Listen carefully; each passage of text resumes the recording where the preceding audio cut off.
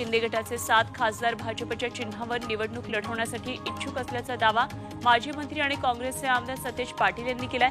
तसं लेखीही या खासदारांनी दिल्याचं त्यांचं म्हणणं आहे। तर काँग्रेसचेच 9 लोक मुख्यमंत्र्यांच्या संपर्कात आहेत आणि ते धनुष्यबाणावर लढण्यास इच्छुक असल्याचा दावा उद्योगमंत्री उदय सामंत यांनी केलाय। पक्षांतरावरून भाजप आणि ठाकरे गटामध्ये चांगलीच जुंपली आहे। काँग्रेसमध्ये अनेक जण भाजपच्या संपर्कात असल्याचा दावा महसूल मंत्री राधाकृष्ण विखे पाटील यांनी केला। त्यावरून संजय राऊतांनी राधाकृष्ण विखे पाटलांवर टीका केली। उद्या भाजपकडे सत्ता नसेल तेव्हा ते कुठे असतील हा त्यांनी विचार करावा असा टोलाही राऊतांनी लगावला। मुंबई उच्च न्यायालयाच्या नागपूर खंडपीठामध्ये सुनील केदार यांनी जामिनासाठी अर्ज दाखल केलाय। जिल्हा मध्यवर्ती सहकारी बँक घोटाळा प्रकरणामध्ये सुनील केदार यांना जिल्हा आणि सत्र न्यायालयानं जामीन नाकारल्यानंतर त्यांनी मुंबई उच्च न्यायालयाच्या नागपूर खंडपीठामध्ये जामिनासाठी नवा अर्ज दाखल केलाय।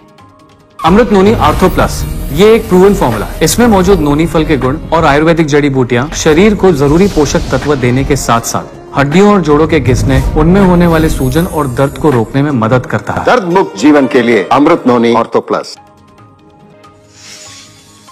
अहमदनगरच्या पाथर्डीमध्ये मुख्य बाजारपेठेतल्या रस्त्याचं काम रखडले। त्यामुळे राष्ट्रवादीचे शरद पवार गटाचे नेते प्रताप ढाकणे चांगलेच संतापले। त्यांनी पाथर्डी नगर परिषदेच्या कार्यालयात राडा घातला। मुख्य अधिकाऱ्यांच्या दालनातल्या खुर्च्यांची तोडफोड करत खुर्ची दालनाच्या बाहेर फेकून दिली।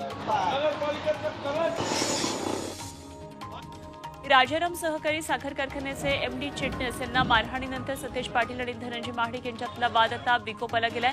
मारहाण करण्याचा कट हा पूर्व नियोजित असल्याचा आरोप महाडिक यांनी केलाय।